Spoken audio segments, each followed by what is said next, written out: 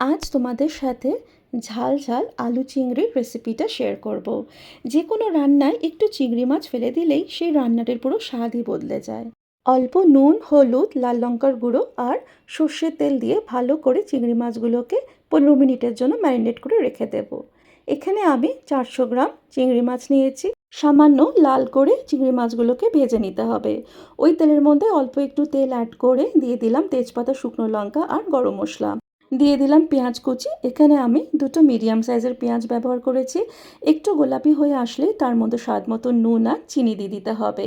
দিয়ে দিলাম 1 চামচ আদা বাটা। একটুখানি নাড়াচাড়া করার পরে দিয়ে দিলাম টমেটো কুচি। এখানে আমি একটাই মিডিয়াম সাইজের টমেটো ব্যবহার করেছি। যেই টমেটোটা একটু নরম হয়ে আসবে তার মধ্যে দিয়ে দেবো কাঁচা লঙ্কা, লাল লঙ্কার গুঁড়ো আর হলুদ গুঁড়ো। ঝিরিঝিরি করে কেটে রাখা আলুগুলো আমি এখানে অ্যাড করে দিলাম। কিছুক্ষণের জন্য ঢাকা চাপা দিয়ে দেব যাতে আলুগুলো নরম হয়ে আসে। হাফ কাপের মতন উষ্ণ গরম জল দিয়ে দিলাম। দিয়ে দেব ভাজা জিরে মশলা। অল্প নাড়াচাড়া করে 2 থেকে 3 মিনিটের মতন ঢাকা দিয়ে রেখে দেব। দেখো আলুগুলো সেদ্ধ হয়ে গেছে। ভেজে রাখা চিংড়ি মাছগুলো অ্যাড করে দিলাম। তোমরা চাইলে নাও ভাজতে পারো। দিয়ে দিলাম কটা কাঁচা লঙ্কা আর এখানে আমি চিনির বদলে গুড় ব্যবহার করেছি।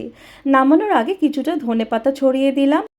কিছুক্ষণের জন্য ঢাকা দিয়ে রেখে দিলাম। ব্যাস রেডি হয়ে গেল ঝাল ঝাল আলু চিংড়ি। আমি এখানে গরম গরম ভাতের সাথে সার্ভ করেছি। কেমন লাগলো বন্ধুরা এই চিংড়ি মাছের রেসিপিটা? তোমরা একবার এরকমভাবে ট্রাই করে দেখতে পারো। খুবই সুস্বাদু একটি আইটেম, আর আমাকে কমেন্টে শিওরলি জানিও।